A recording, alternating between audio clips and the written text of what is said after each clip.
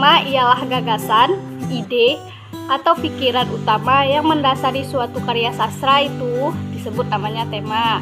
Atau lebih gampangnya ialah tema adalah sesuatu yang menjadi dasar cerita, sesuatu yang menjiwai cerita, atau sesuatu yang menjadi pokok masalah dalam cerita.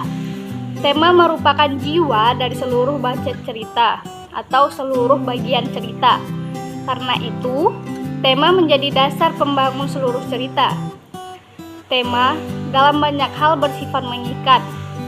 Kehadiran atau ketidakhadiran peristiwa, konflik, serta situasi tertentu. Termasuk pula berbagai unsur intrinsik yang lainnya. Tema ada yang dinyatakan secara eksplisit atau disebutkan, dan ada pula yang dinyatakan sebagai implisit atau tanpa disebutkan tetapi dipahami. Dalam menentukan tema, pengarang dipengaruhi oleh beberapa faktor, antara lain ialah pribadi, selera pembaca, dan keinginan penerbit atau penguasa. Dalam sebuah karya sastra, di samping ada tema sentral, seringkali ada pula tema sampingan. Tema sentral adalah tema yang menjadikan pusat seluruh rangkaian peristiwa dalam cerita. Nah, adapun tema sampingan adalah tema lainnya yang mengiringi tema sentral itu sendiri. Amanat adalah pesan yang ingin disampaikan oleh pengarang terhadap pembaca melalui karyanya, yang akan disimpan rapi dan disembunyikan pengarang dalam keseluruhan cerita. Atau lebih gampangnya, amanat adalah ajaran moral atau pesan yang ingin disampaikan oleh pengarang melalui karyanya. Sebagaimana tema, amanat dapat disampaikan secara implisit, yaitu dengan cara memberikan ajaran moral atau pesan dalam tingkah laku atau peristiwa yang terjadi pada tokoh menjelang cerita terakhir. Tokoh atau penokohan. Penokohan adalah pemberian watak terhadap pelaku-pelaku cerita dalam sebuah karya sastra. Tokoh adalah individu ciptaan atau rekaan pengarang yang mengalami peristiwa-peristiwa atau kekuatan dalam berbagai peristiwa cerita.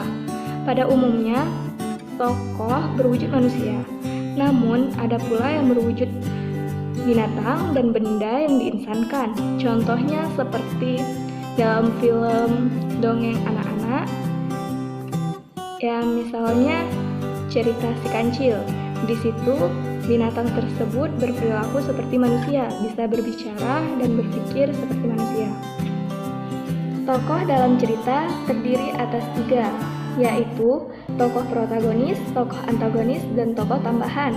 Tokoh protagonis yaitu tokoh yang memiliki peranan baik, sedangkan tokoh antagonis yaitu tokoh yang menjadi penantang si tokoh protagonis, yaitu tokoh yang memiliki peranan jahat. Dan tokoh tambahan adalah tokoh yang tidak memiliki peranan dan tidak mengucapkan sepatah kata pun, dan dia juga tidak dianggap penting sebagai individu. Alur atau plot. Alur adalah rangkaian peristiwa atau jalinan cerita dari awal sampai klimaks serta penyelesaian. Alur memiliki 3 macam, yaitu alur maju, alur mundur, dan alur gabungan. Alur maju adalah rangkaian peristiwa yang terjadi dari masa lalu ke masa kini. Sedangkan alur mundur yaitu rangkaian peristiwa dari masa kini ke masa lalu. Sedangkan alur gabungan adalah alur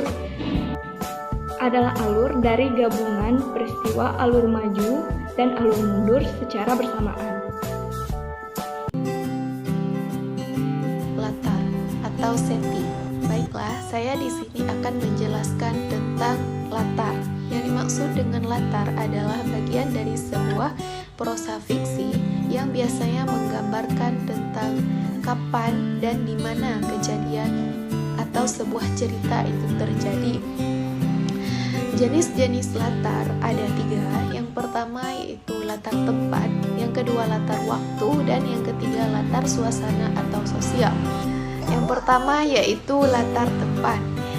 Latar tempat biasanya mengacu pada sebuah tempat atau lokasi yang sedang terjadi dalam sebuah cerita atau yang sedang berlaku. Kedua yaitu latar waktu, biasanya mengacu kepada kapan sebuah cerita atau sebuah peristiwa itu berlaku. Dan yang terakhir yaitu latar suasana atau sosial.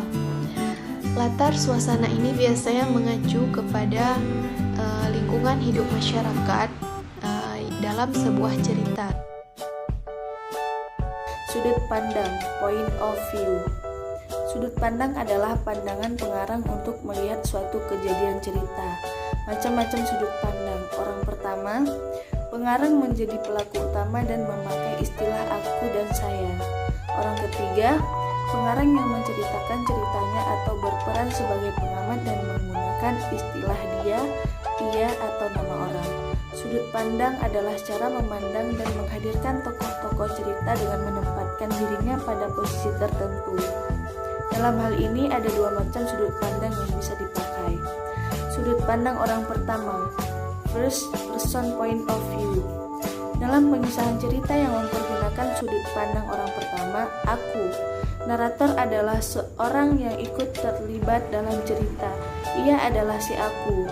Tokoh yang berkisah, mengisahkan kesadaran dirinya sendiri, mengisahkan peristiwa atau tindakan yang diketahui, dilihat, didengar, dialami, dan dirasakan, serta sikapnya terhadap orang lain kepada pembaca. Jadi, pembaca hanya dapat melihat dan merasakan secara terbatas seperti yang dilihat dan dirasakan tokoh si aku tersebut. Dan bagian yang kedua yaitu sudut pandang orang ketiga.